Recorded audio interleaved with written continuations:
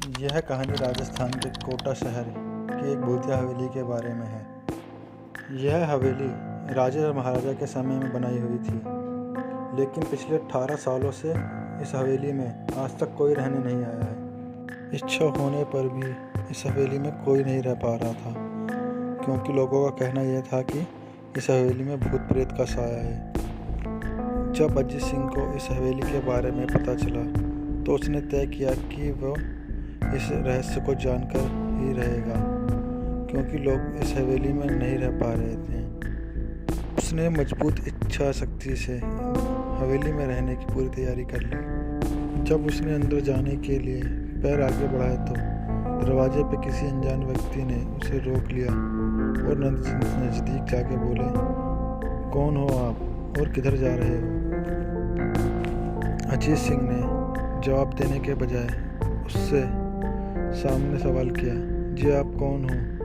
वह व्यक्ति, मेरा नाम अर्जुन सिंह है और मैं यहीं पास में ही रहता हूँ। अजय सिंह ने कहा, ओह अच्छा, मैंने सुना है कि यह एक भूतिया हवेली है और यहाँ कोई नहीं आ पाता, इसलिए मैंने इस हवेली में एक दिन रुकने का फैसला किया है। अर्जुन सिंह ने कहा, जी हाँ, आपने सही सुना है और आप भी अंदर मत जाइए, मेरी माने तो आप वापस लौट जाएं, यहाँ बहुत खतरा है। यह सुनकर अजीत सिंह खुश हो गया, उसने जैसे उन्हें कोई लौटने लग गई हो।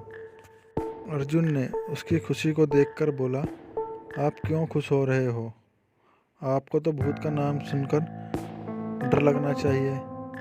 शायद आपको पता नहीं होगा कि मैं भूत प्रेत में काफ़ी दिलचस्पी रखता हूँ। अगर इस हवेली में भूत है तो मैं अंदर ज़रूर जाऊँगा और सारी सच्चाई का पता लगाऊँगा। इतना कहकर अजीत सिंह उस हवेली में चले गए। अंदर जाके अजीत ने अपने बैग को साइड में रखा और हवेली के चारों ओर देखने लगा। सारे रूम भी चेक कर लिए। बाद में ड्राइंग रूम में आके सोफे पर बैठ गए। उसने वहाँ बैठकर दारू के 2-4 पैक पिए। वहीं अचानक उस रूम में लाइट का एक बल्ब चालू बंद होने लगी, लेकिन अजीत ने उस पर ध्यान नहीं दिया। थोड़ी देर बाद दूसरा बल्ब चालू बंद होने लगा, तो फिर हवेली के सारे लाइट बंद चालू होने लगी। यह सब देखकर अजीत अपनी जगह पे खड़ा हो गया और संपूर्ण सचेत हो गया।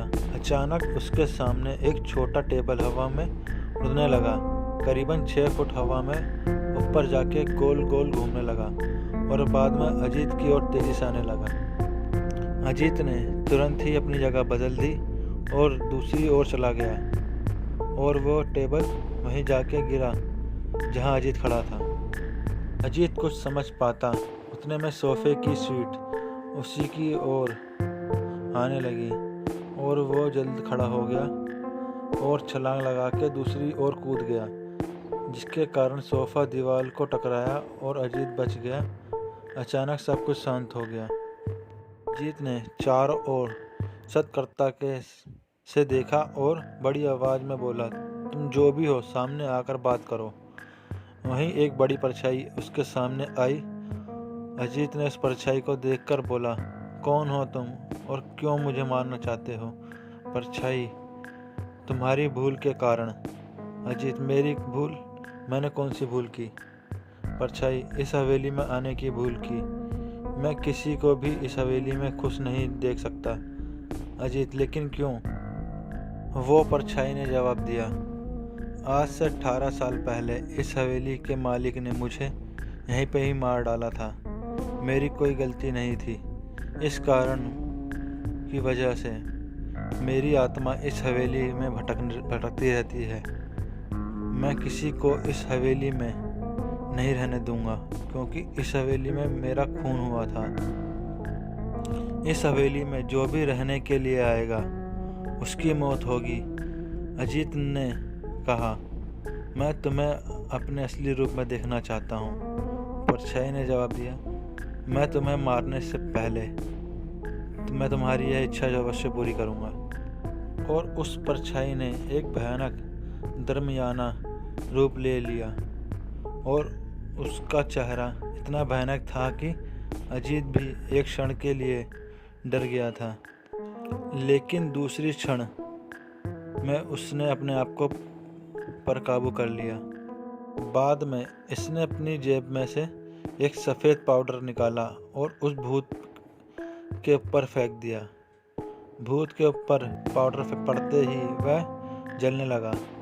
बड़ी बड़ी ज्वाला उठने लगी और वो भूत ज़ोर से चिल्लाने लगा और बाद में पूरी तरह से जल गया। उसके बाद अजीत ने चैन से सांस लिया और वह वहीं पर सो गया। दूसरे दिन सुबह जब अजीत को सही सलामत हवेली से बाहर आते देख अर्जुन को आश्चर्य हुआ। अर्जुन ने अजीत से पूछा, तुम कैसे जिंदा हो? जब अजीत ने अर्जुन को कल रात की पूरी घटना बताई और यह बोला, अब यह हवेली भूतिया नहीं रही। दोस्तों, आपको यह कहानी राजस्थान के कोटा की भूतिया हवेली कैसी लगी? प्लीज़ हमें कमेंट करके ज़रूर बताएं और चैनल को सब्सक्राइब ज़रूर करें।